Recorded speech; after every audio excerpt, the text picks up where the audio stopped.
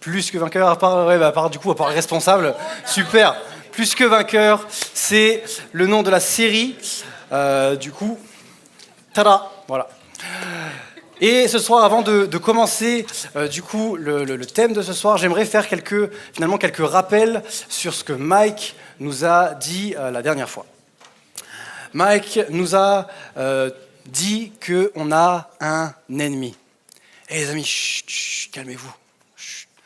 On a un ennemi. À partir du moment où on accepte Jésus dans nos vies, on a un ennemi.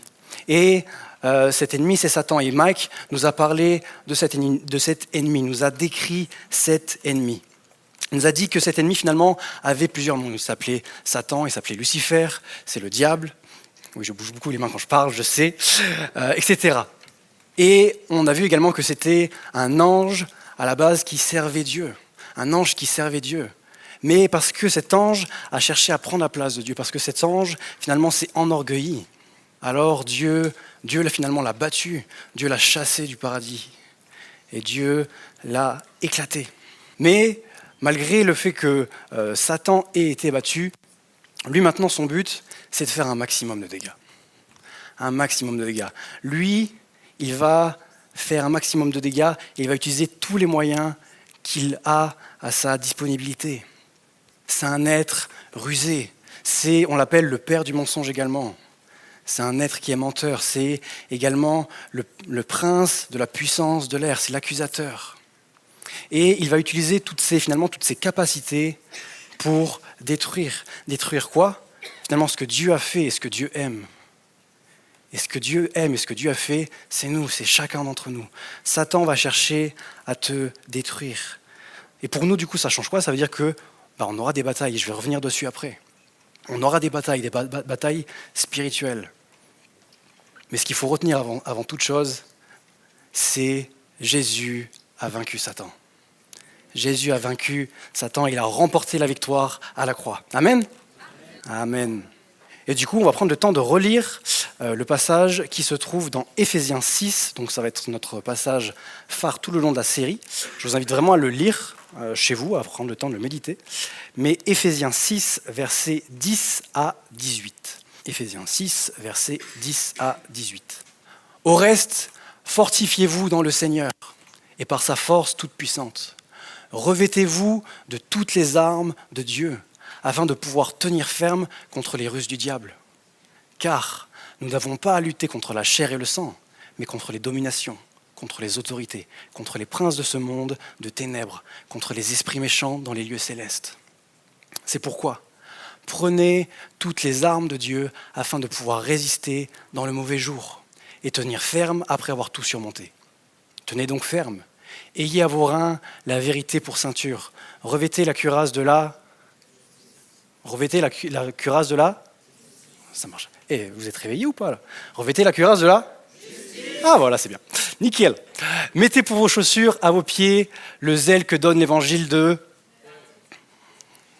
Il y a un mot, vous arrivez à vous louper, quoi. L'évangile de... Ah, ok, c'est bien. Prenez par-dessus tout cela le bouclier de la foi avec lequel vous pourrez éteindre tous les traits enflammés du... Prenez aussi le casque du salut et l'épée de l'esprit, qui est la parole de...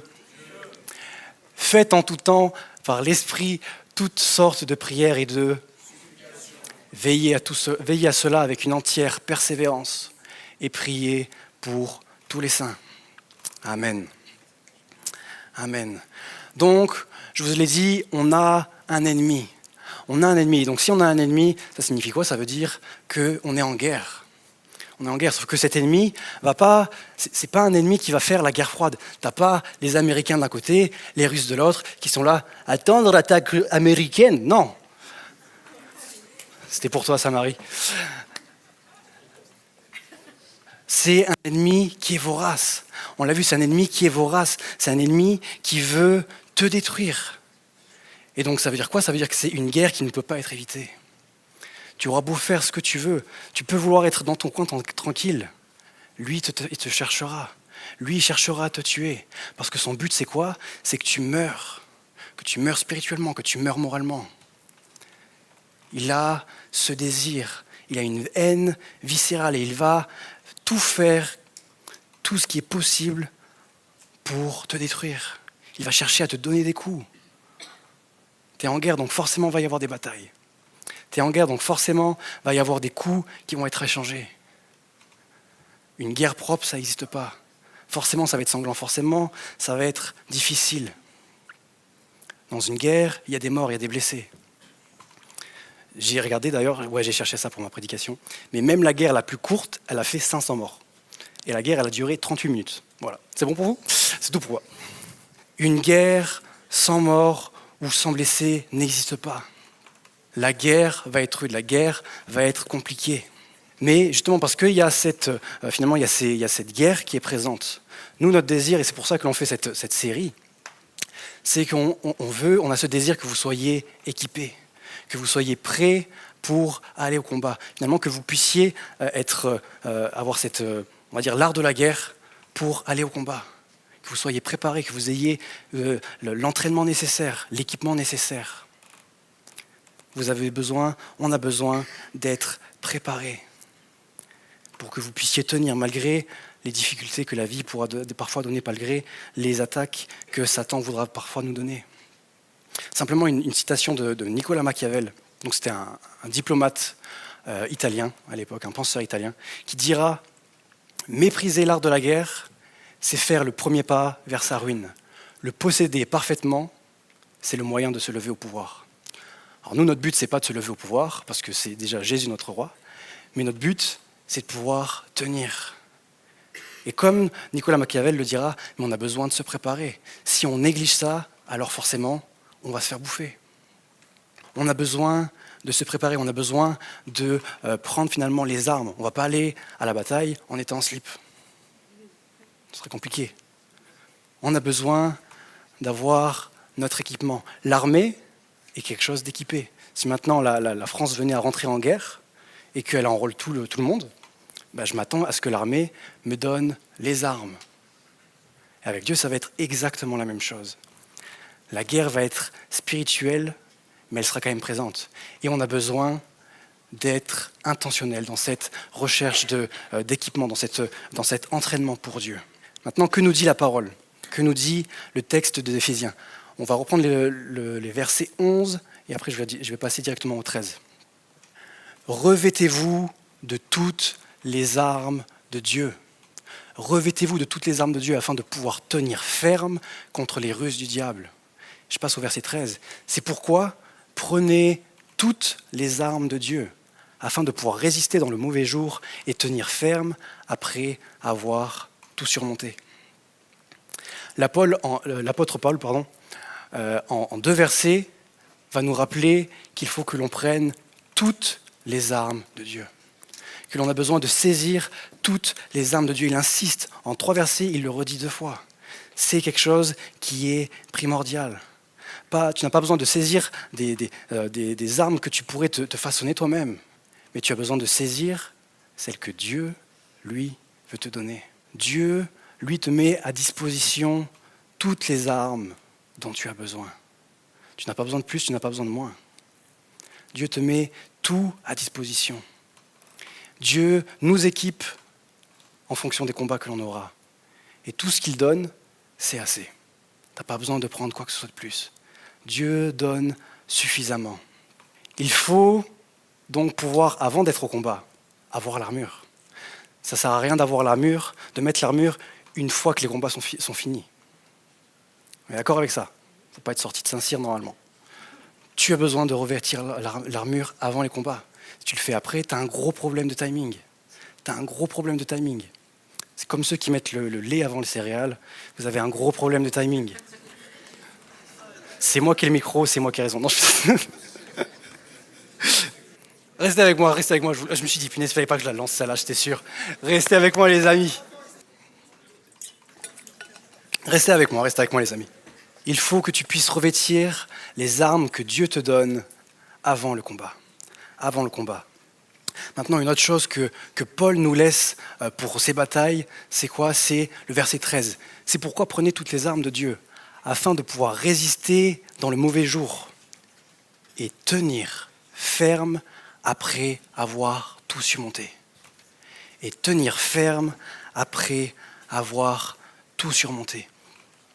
le but de Dieu quand il te donne les armes, c'est que tu puisses gagner des batailles spirituelles, c'est que tu puisses gagner finalement du terrain. Ça, c'est son but. Et c'est un but excellent. Mais au-delà d'avoir finalement ces batailles et ces victoires pour Dieu, Dieu nous appelle également à veiller. Dieu nous appelle à veiller. Dieu nous appelle à tenir nos positions. Parfois, on peut gagner du terrain pour Dieu, mais si on ne veille pas, alors on se fait voler. Je vous le rappelle, l'ennemi, c'est un voleur. L'ennemi est un voleur. Il dérobe. C'est un tueur, il va te chercher à tuer. Il va te chercher à te faire reculer. Ça, c'est le but de l'ennemi.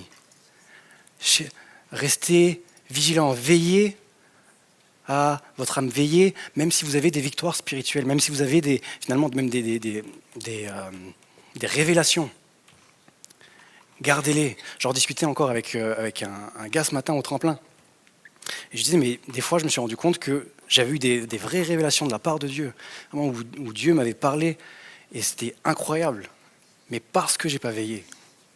Alors au fur et à mesure, pas d'un coup, mais au fur et à mesure, Satan a commencé à voler certaines choses.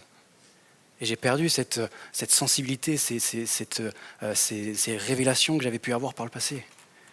Et après, il faut les reconquérir. Paul nous rappelle qu'il faut veiller. Il faut veiller. Encore une ou deux choses que j'aimerais vous laisser sur l'armure, et après on va passer sur les deux premières parties de l'armure. C'est que finalement, ces armes, cet équipement que Dieu nous laisse, c'est des choses spirituelles. Je peux en avoir conscience, je peux avoir la connaissance, me dire ok, ça correspond à ça et ça correspond à ça. Mais si à un moment donné, ça ne passe pas de mon esprit à mon cœur, alors il n'y aura aucun impact. On a besoin de comprendre que l'armure que Dieu nous donne, c'est un état spirituel de notre cœur, c'est un état spirituel de notre âme. Amen. Si les armes, elles restent seulement dans ma tête, elles n'auront pas d'impact. Elles n'auront pas d'impact dans les batailles, elles n'auront pas d'impact dans ma vie quotidienne avec Dieu. On a besoin de prendre conscience de cette réalité. On a besoin de prendre conscience de cette réalité. Et si Paul nous laisse également cette image, mais elle est pleinement spirituelle. On peut se dire, ouais, c'est bon, ça je l'ai vu quand j'étais à l'école du dimanche, j'ai fait le petit légionnaire qui sourit, etc., je l'ai colorié et tout. Non. Là, Paul, quand il fait cette lettre, il s'adresse à l'Église. Il s'adresse à l'Église d'Éphèse. Et encore aujourd'hui, pour nous, il y a des réalités spirituelles à saisir. Des réalités spirituelles dont on peut se revêtir. L'armure est un état pratique de l'âme. Et pour qu'il y ait un impact, il faut que je les connaisse, que je les prenne avant le combat, que je puisse les revêtir et que je puisse également lire la parole pour réaliser toutes ces choses-là et pour me l'approprier, pour m'approprier cette ceinture. J'arrive à mon deuxième point. Deuxième point, si tu peux juste m'afficher le verset 14, du coup, de Éphésiens 6. Si tu l'as, sinon je le reprends. Nickel, merci beaucoup. Tenez donc ferme, ayez à vos reins là. On va recommencer parce que vous n'étiez pas réveillés. Ayez à vos reins là pour ceinture. Ayez à vos reins la vérité pour ceinture. Et on va prendre quelques instants pour finalement nous pencher sur la ceinture de la vérité. Paul parle en premier de la ceinture et je pense que Paul n'a pas choisi cette armure au hasard. Il ne l'a pas mise en premier au hasard. Mais dès le début, Paul va chercher à nous parler de la vérité. Paul va chercher à nous parler de la vérité. Nous avons besoin de vérité. Nous avons besoin de la vérité. Maintenant, qu'est-ce que la vérité ? Ça pourrait être un sujet de philo. Vous avez 4 heures. Mais je ne vais pas faire ça parce que je ne suis pas philosophe du tout. Qu'est-ce que la vérité ? Pilate posera même la question à Jésus dans le passage dans le livre de Jean. Qu'est-ce que la vérité ? Qu'est-ce que la vérité ? Et on peut se poser la question, nous aussi ce soir, qu'est-ce que la vérité ? Quand on regarde autour de nous, quand on regarde à notre société, il y a des vérités qui pouvaient sembler auparavant fondamentales. Ces vérités fondamentales sont de plus en plus remises en question. Une famille, c'est un papa et une maman. Selon la société actuelle, pas forcément. La société va remettre également en question ce qu'est une femme, va remettre en question ce qu'est un homme. Là où auparavant, il y avait des vérités. Là où auparavant, il y avait des vérités fondamentales qui étaient normalement imbougeables. Je ne sais pas comment il faut dire. Imbougeables, ça marche? Imbougeables. C'est pas très beau quand même, hein, imbougeables. Qui ne pouvaient pas bouger. Hein? Fondées, merci beaucoup. Là où auparavant, il y avait des vérités qui étaient fondées, la société vient balayer tout ça. Les courants de pensée viennent balayer tout ça. Pourtant, ici, Paul, quand il nous parle de la vérité, il ne nous parle pas d'une vérité qui va être subjective à chacun. Il ne nous parle pas d'une vérité qui va être propre à chacun. Mais Paul, ici, dans ce texte-là, va nous parler d'une vérité objective. Plus que ça, une vérité qui est exclusive. Une vérité qui est exclusive, les amis. Le mot grec qui est utilisé, c'est le mot aletheia. Je l'ai bien dit, Eddy? Presque. Bon, aïe, aïe, aïe, aïe, aïe, aïe, aïe. Je repasserai. Ou du coup, aletheia en français, voilà, si jamais. Qu'est-ce que c'est la définition de ce mot? C'est ce qui est vrai, quelle qu'en soit la considération. Donc peu importe le point de vue où je me place, la vérité est toujours la même. La vérité est toujours la même. Et c'est de cette vérité dont on a besoin. C'est de cette vérité que l'on peut utiliser pour s'appuyer. C'est de cette vérité, une vérité sûre, sur laquelle on peut s'appuyer. Et cette vérité, c'est quoi? C'est la parole de Dieu. Parole de Dieu. Jean 17, 17 nous dira « Ta parole est la... Ta parole est la... est la vérité. Ta parole est la vérité. La parole de Dieu est la vérité. Cette vérité qui ne bouge pas. Cette vérité sur laquelle on peut s'appuyer. Cette vérité dont on a besoin. C'est ça la vérité. Pourquoi est-ce que Paul nous en parle en premier? Je pense qu'une des raisons, c'est parce que une des armes préférées de Satan, c'est quoi? C'est le mensonge. C'est le mensonge. Satan est le père du mensonge, je vous le rappelle. On a besoin de la vérité. On a besoin de la revêtir telle cette ceinture. La ceinture, elle sert à quoi? J'ai évité de me retrouver avec le pantalon en bas, quand même. La ceinture, elle sert à quoi? Notamment pour l'armure du soldat romain de l'époque. Mais la ceinture va servir à maintenir le tout. Elle va servir à maintenir la cuirasse, elle va servir à maintenir également l'épée. La ceinture est là pour maintenir le tout. Elle est là pour permettre finalement que les mouvements soient faciles. À l'époque de l'Antiquité, surtout en Orient, ils avaient ils avaient des tuniques. Du coup, le fait d'avoir une ceinture permettait que ce soit au plus proche du corps. La vérité permet d'avoir des mouvements plus simples. La vérité permet d'avoir des mouvements plus simples. La ceinture, te permet d'avoir des mouvements plus simples. La ceinture, une fois que tu l'as, alors tu es prêt à te mettre en mouvement. Tu as besoin de cette ceinture. Donc de manière concrète, comment l'utiliser et comment est-ce qu'elle peut être utile pour moi? Il y a, je dirais, différents points. Avoir la ceinture de la vérité, je me suis noté ça, c'est marcher dans la vérité, mais finalement pour mon cœur. Marcher dans la vérité pour mon cœur. C'est-à-dire quoi? Ça veut dire avancer en s'appropriant les vérités de la parole. En s'appropriant les vérités que Dieu dit sur moi. Les vérités que Dieu dit de moi. Je suis un enfant de Dieu, je suis justifié.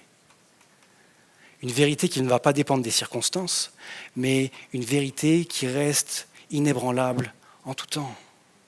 Peu importe les circonstances, peu importe les combats, peu importe ce qui se passe, peu importe la violence du combat. Une vérité qui ne bouge pas. Une vérité qui ne bouge pas. Marcher dans la vérité, finalement, pour mon cœur, ça va être quoi? Ça va être également, se l'approprier, mais le fait de s'approprier cette vérité va permettre de chasser le doute. Chasser le doute, chasser ce qui ce qui est faux, chasser les mensonges. Chasser les mensonges. Chasser l'incrédulité. La vérité chasse l'incrédulité. Tu es parfois rempli de doutes quant à Dieu. Cherche dans la vérité. Cherche la vérité. Cherche à te remplir de ce que Dieu dit. Cherche à te remplir de ce qu'il dit pour nous. Deuxième chose que je me suis notée, c'est agir avec vérité.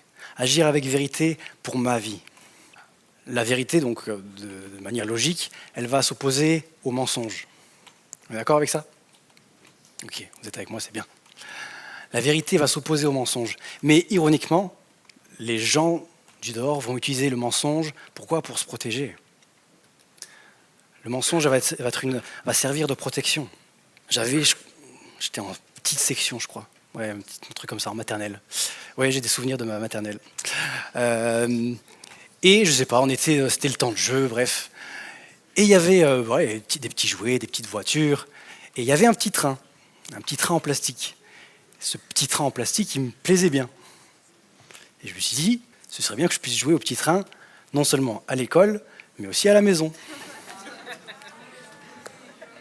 Voilà, vous commencez à sentir où ça va aller. Et du coup, je me suis dit, lors du rangement, dans la poche, et voilà.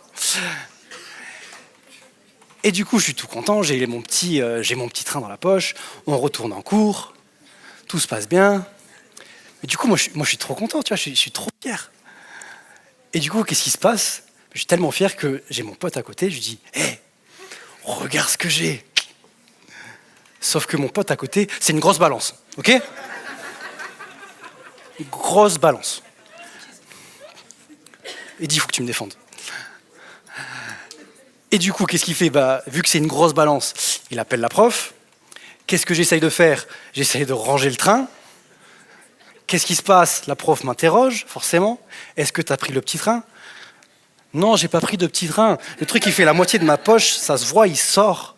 J'étais chopé, je crois que je me suis même fait défoncer par ma mère après. Eh oui, hein, Anne. Aïe, aïe, aïe.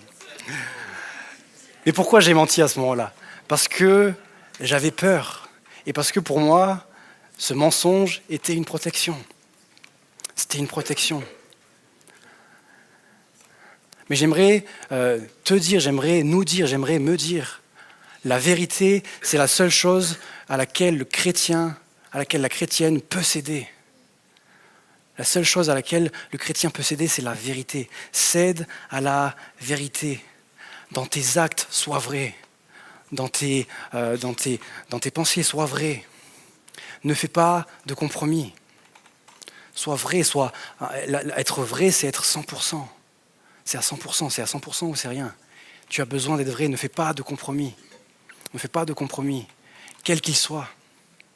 Un exemple qui me vient en tête, mais j'étais dans mon travail, ça m'est arrivé plusieurs fois que mon chef me demande d'arranger certaines formulations, arranger certaines informations par rapport à un fournisseur, par rapport à un collègue, peu importe. Mais à chaque fois, je lui dis non. Chaque fois, je lui ai dit non, mais parce que je veux je veux préserver finalement cette intégrité, je veux rester dans cette vérité. Du coup, il a essayé 2 fois, et depuis, il n'a plus réessayé. Mais pourquoi ? Mais parce qu'il a capté que je resterai vrai. Il a capté que je resterai vrai. Ne cède pas au compromis. Le compromis, c'est pas quelque chose qui va arriver comme un iceberg. Non. Compromis, c'est petit, ça commence par des petites choses. Il va chercher à s'immiscer. C'est comme l'image de la grenouille. Vous avez tous entendu cette image ou pas ? Ouais, oui, non, non. Une grenouille. Si, toi, t'as entendu, Lucas, arrête un peu. La grenouille, si maintenant on veut faire cuire une grenouille vivante, non, c'est une image, calmez-vous. Mais si maintenant je mets j'ai une casserole d'eau bouillante et que je mets la grenouille à l'intérieur, la grenouille, elle va sortir directement. Mais maintenant, merci Anaïs pour tes réactions, c'est magique. Mais maintenant, si cette même grenouille, je la mets dans une casserole d'eau froide et que je mets le feu en dessous, la température va monter, la grenouille va s'habituer et la grenouille va finir par mourir. Le compromis, c'est exactement la même chose avec nous. Restez vrai. Restez vrai. La vérité chasse ce qui est mauvais. À partir du moment où tu vas chercher à t'approprier la vérité, alors ça va chasser ce qui est mauvais. Chasser ce qui est mauvais en toi et ça va laisser place à quelque chose de bon. Cherche à ce que ta marche avec Dieu soit vraie. Cherche à ce que ta marche avec Dieu soit vraie. Là, j'aimerais faire peut-être la différence entre sincérité et vérité. C'est pas la même chose. On peut être sincère avec Dieu, mais ne pas être dans la vérité. On peut reprendre l'exemple de la semaine dernière, il y avait Yannick. Elle était incroyable. Vraiment, si vous n'avez pas pu la voir, je vous encourage, là ça va sortir sur On s'y retrouve, elle est incroyable. Mais Yannick, elle était ultra sincère, elle vit des trucs de fou avec Dieu. Mais parce qu'elle a été sincère, et parce qu'elle cherchait à vivre dans la vérité, alors Dieu l'a ramenée à l'identité de base qu'elle lui avait donnée. Parce qu'elle a cherché à être vraie. La sincérité et la vérité sont deux choses qui doivent s'allier finalement. Cherche à être sincère avec Dieu, mais cherche à être vrai avec Dieu également. Amen. Un autre point que je me suis noté pour la vérité, c'est rester dans la vérité. Rester dans la vérité. Que ce soit dans mes paroles. Matthieu 5, 37, verset 37. Que votre parole soit oui pour oui, non pour non. Ce qu'on y ajoute vient du malin. Que votre parole, que ce qui sort de vos bouches reste vrai, reste dans la vérité. Ne cherchez pas à dissimuler, ne cherchez pas à cacher, mais restez vrai. Je vous encourage aussi, et je m'encourage également, mais à rester vrai dans les relations. Dans les relations, qu'est-ce que je veux dire par là? C'est, si vous arrive quelque chose, si vous avez une embrouille avec quelqu'un, allez pas le raconter à toute l'église. Allez pas raconter à tout le groupe de jeunes. Cherchez à rester vrai dans votre relation. Un qui est ultra fort là-dedans, c'est Youssef. Youssef, c'était un des anciens responsables à EJ. Mais Youssef, des fois, si ça nous arrivait de le blesser ou de dire quelque chose qui lui avait déplu, mais il n'allait pas le raconter à tout le monde. Non, qu'est-ce qu'il faisait? C'est quelques jours après, une semaine après, il venait te voir, il disait, écoute, quand tu as dit ça ou quand tu as fait ça, ça m'a blessé, mais je te pardonne. Et à partir du moment où il faisait ça, il était libre. Il était libre. Honnêtement, c'est un encouragement pour chacun d'entre nous. C'est un but à atteindre. Soyez vrais dans vos relations. Soyez vrais dans vos relations. Cherchez pas à être médisant, cherchez pas à vous élever quand vous parlez de quelqu'un d'autre. Mais restez vrais. Soyez vrais. Dernière idée sur ce point, mais c'est rester vrai dans la vérité face à la société. Restez vrai face à la société. Restez dans la vérité face à la société. Aujourd'hui, plus que jamais, la vérité va chercher à nous donner des courants de pensée, mais qui sont contraires à la vérité. Et notre but en tant que chrétien, et encore une fois, je m'implique totalement dedans. Vraiment, cette prédication, quand je l'ai étudiée, ça m'a vraiment fait du bien de ouf. Mais notre but en tant que chrétien, c'est pas juste de se détourner du mensonge, non, c'est de faire face au mensonge, tout en restant dans la vérité. Tout en restant dans la vérité, malgré ce qui pourra être dit, malgré ce qui pourra être fait. Restez vrai avec la parole de Dieu. Restez vrai avec la parole de Dieu. Vivre selon la vérité, les amis, c'est un choix. Vivre selon la vérité, c'est un choix. On a besoin d'affirmer. Affirmer en quoi on croit, affirmer nos positions.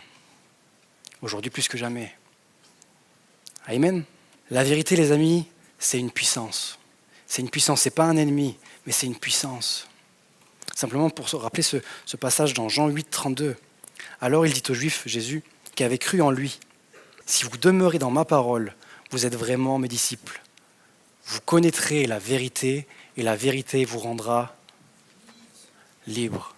La vérité, les amis, vous rendra libre. Si vous cherchez à vivre dans la vérité, si vous cherchez à agir selon la vérité, alors ce sera une puissance dans vos vies, alors ce sera une puissance sur le champ de bataille. Cherchez à avoir cette vérité, mais cherchez à ce que cette ceinture cette ceinture reste au plus proche de vous. Je peux mettre la ceinture, mais si je la lâche et qu'elle n'est pas serrée, ça ne va pas bien se passer.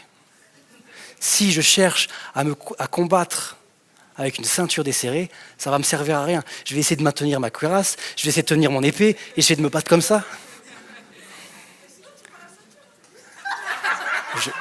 Merci. Merci beaucoup, Anaïs. Merci beaucoup, Anaïs.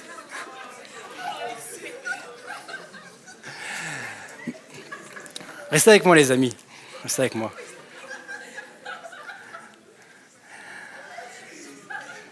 Si ma ceinture est serrée, alors je peux prendre les autres armes. Je vous redis ça. Si ma ceinture est serrée, alors je peux saisir le reste des armes, je peux saisir le reste de l'armure. Mais seulement si ma ceinture est serrée. Tu perds ta ceinture, tu vas perdre le reste. Tu perds la vérité, tu vas perdre le reste.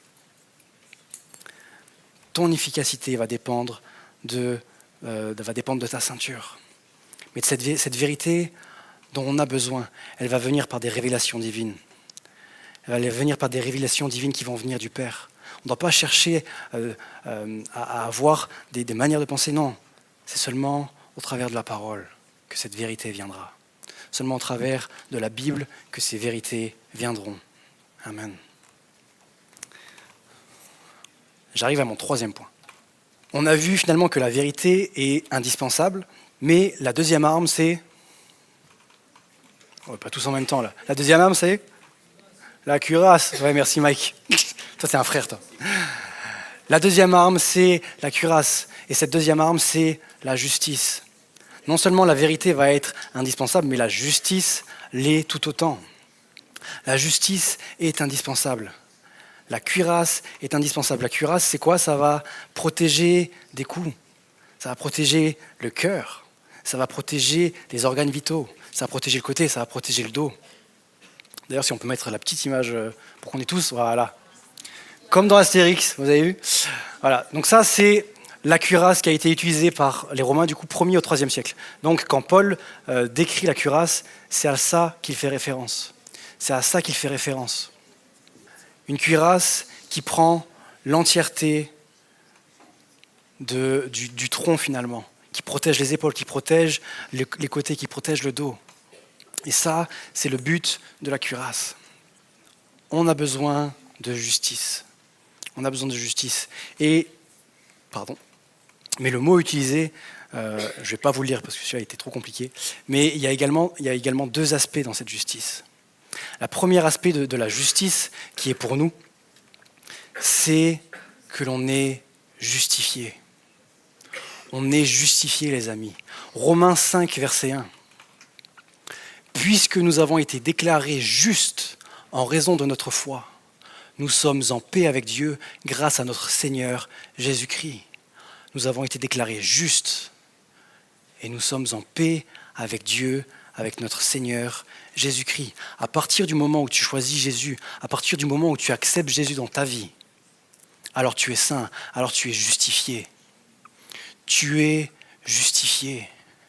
Tu es justifié par le sacrifice de Jésus. Tu n'as pas à faire ta propre justice, mais tu es justifié. Tu es justifié, c'est une vérité à saisir. Vous avez vu, il y a tout qui est lié, c'est fou. C'est une vérité à saisir. Tu es justifié. Tu es justifié. Tu n'as pas besoin de mériter l'amour de Dieu. Tu n'as pas besoin de faire des actions pour te dire « Ok, je peux me rapprocher de lui ». Non, tu es justifié, tu as cette possibilité par cette justification. Comment ça va se concrétiser dans ta vie de tous les jours? Mais lorsque Satan viendra, lorsqu'il te dira, lorsqu'il cherchera à te mettre sous la culpabilité, lorsqu'il cherchera à t'accuser. Toi, t'es chrétien. Toi, t'es chrétien. Ouais, t'es un fou. Toi, t'es chrétien. Regarde ça. T'as passé combien de temps avec Dieu aujourd'hui? T'as passé combien de temps avec Dieu cette semaine? Satan va chercher à t'accuser, mais tu es justifié. Romains 8, 33. Qui accusera, ce verset c'est de la pépite, qui accusera les élus de Dieu? Dieu est celui qui justifie. Qui accusera les élus de Dieu? Dieu est celui qui justifie. Le diable n'a pas le droit de te dire quoi que ce soit. Le diable n'a pas le droit de t'accuser de quoi que ce soit. À partir du moment où tu es en Jésus, alors tu es justifié. Alors tu peux te rapprocher de lui. Il n'y a pas de culpabilité à avoir, il n'y a pas de mérite à avoir. Mais tu es saint et tu es justifié en Dieu. En Dieu. Pas tes propres actions, pas tes actes, pas tes services qui vont te sauver. Mais tu es justifié par le sang. Tu es justifié par Dieu. Ne te laisse pas avoir par les accusations. Ça va être une des armes favorites de Satan, mais ça va être la culpabilité. Ça va être la culpabilité. Cherche à t'approprier cette vérité. Tu es justifié. Protège-toi, protège ton cœur. Protège-toi des accusations que Satan voudrait te donner. Protège-toi. Un deuxième axe que j'aimerais donner sur la justification, c'est une justice que je dois finalement pratiquer également. Alors ok, on est justifié, ok, on est sous la grâce, mais cette grâce, elle ne doit pas me donner finalement la possibilité, l'opportunité de faire n'importe quoi. Dieu reste un Dieu qui est saint, Dieu reste un Dieu qui est juste. Et moi, de mon côté, ma part à faire, c'est d'essayer de vivre selon sa justice. La justification que Dieu me donne va m'amener à agir de manière juste. La justification que Dieu me donne va m'amener à vivre de manière juste. 1 Jean, versets 3 à 7. Petits enfants, que personne ne vous séduise. Celui qui pratique la justice est juste, comme lui-même est juste. Cherche à appliquer la justice de Dieu dans ta vie. Si tu vis seulement par, si tu peux afficher vite l'image, mais si tu t'appliques seulement la justification de Dieu sans appliquer la justice dans ta vie, pour toi-même, alors c'est comme si finalement ta cuirasse était incomplète. C'est comme si ta cuirasse elle est incomplète et parce qu'elle est incomplète, alors il y a plus de possibilités, ça laisse plus de possibilités à Satan pour t'attaquer. Ça laisse plus de possibilités à Satan pour te détruire. On a un exemple dans la Bible de ça. C'est le roi Akab.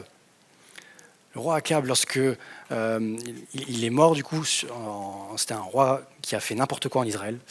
Vraiment, il a fait nimp. Il vivait au temps du prophète Élie, pardon. Du prophète Élie. Et lorsque il va mourir sur le champ de bataille, mais pourquoi il va mourir? Parce qu'il nous est dit, un ennemi, c'était un Syrien, va prendre une flèche, va tirer au hasard. Et cette flèche va l'atteindre au défaut de sa cuirasse. Au défaut de sa cuirasse. Notre version diront au niveau de la jointure. La jointure, c'est quoi? C'est ça. Mais les amis, si la cuirasse est bien mise, alors la flèche ne passe pas. Ne passe pas dans la jointure. Elle ne passe nulle part. Elle ne passe nulle part. Mais parce qu'Akab n'avait pas sa cuirasse qui était correctement mise, parce qu'il y avait un défaut sur celle-ci, alors il est mort. Alors la flèche l'a transpercé et il est mort. Mais pour nos vies, c'est la même chose. Je dois chercher à ce que la justice de Dieu finalement soit présente dans chacun des aspects de ma vie. Si elle n'est pas présente dans chacun des aspects de ma vie, c'est comme si ma cuirasse elle est incomplète. Je ne dois pas juste choisir ce qui me semble agréable ou non. La cuirasse, elle peut sembler en plus ne pas être très pratique. C'est lourd, ça empêche certains mouvements. Tu as l'impression de ne pas faire pleinement ce que tu veux. Peut-être que là, certains, vous êtes là ce soir et vous vous dites, mais punaise, la justice de Dieu, elle m'empêche de faire ce que je veux. Elle m'empêche de faire ce que je veux. La justice de Dieu me dit, je ne dois pas coucher avant le mariage. Ça ne m'arrange pas. Je pense que c'est quelque chose que je vais squeezer. La justice de Dieu va me dire, ne te mets pas sous un joug étranger, autrement dit, ne te mets pas avec quelqu'un de non-chrétien. Mais tu vois, il y a ce gars, il y a cette fille. Et ça se passe bien, ça se passera bien, il est OK pour que j'aille à l'église. Ce genre de choses, les amis, ce sont des trous dans vos cuirasses. Ce sont des trous dans nos cuirasses. La justice, la cuirasse, elle peut sembler lourde. La justice de Dieu, elle peut te sembler lourde, mais c'est une protection. La justice de Dieu, c'est une protection pour chacun d'entre nous. On a besoin de cette protection. On a besoin de marcher dans la justice que Dieu nous donne. On a besoin de marcher finalement dans la lumière. Marcher dans la justice de Dieu, c'est marcher dans la lumière. Est-ce que ça veut dire que du coup, parce que je cherche à avoir cette justice, est-ce que tout va être parfait? Non. On n'est pas parfait. Moi le premier. Luquiez, ne confirme pas trop vite, s'il te plaît. Mais on n'est pas parfait. Mais parce que j'ai ce désir finalement de marcher à la lumière, alors ce désir finalement de marcher à la lumière va m'amener à, si je chute, à si je fais n'importe quoi, à confesser. Ça va m'amener à la confession. J'aimerais faire encore une petite parenthèse là-dessus et après je vais arriver à ma conclusion. Mais la confession, les amis, c'est une puissance spirituelle. C'est quelque chose de puissant spirituellement. La confession, c'est pas juste dire « Oh, je regrette ». Il y a plein de gens qui regrettent. Plein de gens qui regrettent. Mais les gens, ils regrettent souvent parce qu'ils se sont fait choper. La confession, ça va bien au-delà. La confession, c'est mettre en lumière. Ne rien laisser finalement, ne laisser aucune zone d'ombre dans notre cœur. Que ce soit face à Dieu, mais que ce soit également vis-à-vis de nos amis. La confession est une puissance. Marcher dans la lumière est une puissance. Ne cherche pas à dissimuler. Ne cherche pas à dissimuler quoi que ce soit. Si l'équipe de louange peut venir. Le piano peut jouer tranquillement, s'il vous plaît. Cherche à marcher dans la lumière.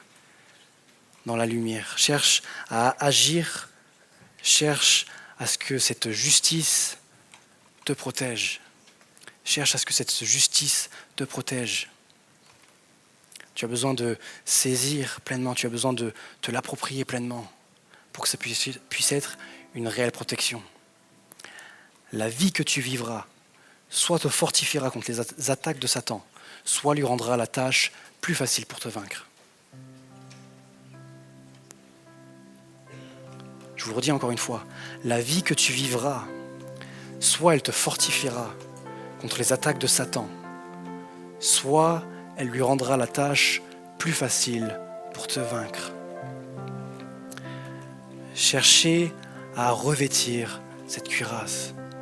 Cherchez à ce que cette justice fasse partie intégrante de vos vies. Cherchez à ce que cette justice soit finalement une réelle protection. Pas qu'elle soit détériorée, pas qu'elle soit cassée, mais qu'elle soit pleine. Qu'elle soit pleine, qu'elle soit solide. Je vais conclure.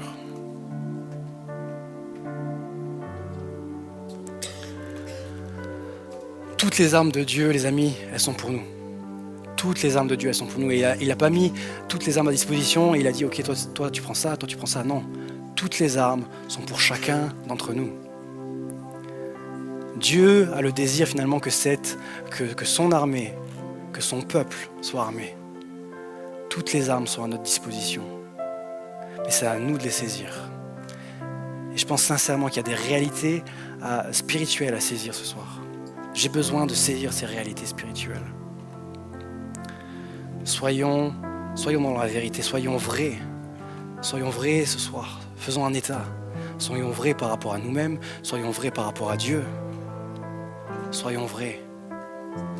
En plus d'être sincères avec Dieu, cherchons à être dans la vérité. Cherchons à être dans la vérité.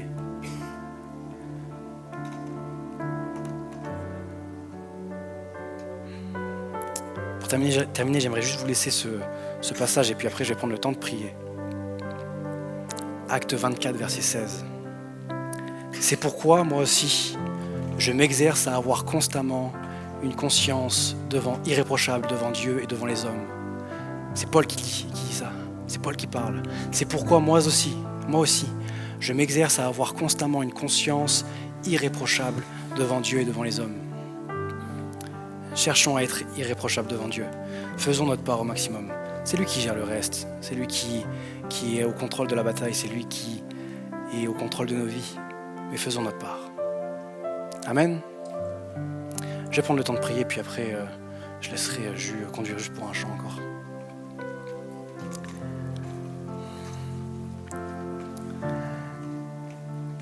Seigneur, merci pour ta parole, merci pour toutes ces richesses finalement que tu nous laisses. Merci pour tout ce que, toutes ces âmes que tu nous laisses. Père, aide-nous à les saisir pleinement.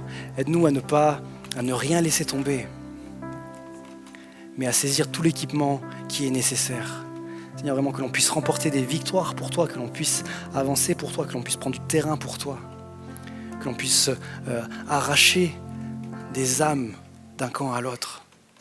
Père, vraiment que tu puisses nous aider Seigneur, dans cette marche, dans ces combats, dans ces batailles. Père, aide-nous à rester dans la vérité, dans ta parole. Merci parce que tu nous l'as laissée, mais aide-nous à ce qu'elle fasse partie intégrante de nos vies. Dans le nom de Jésus.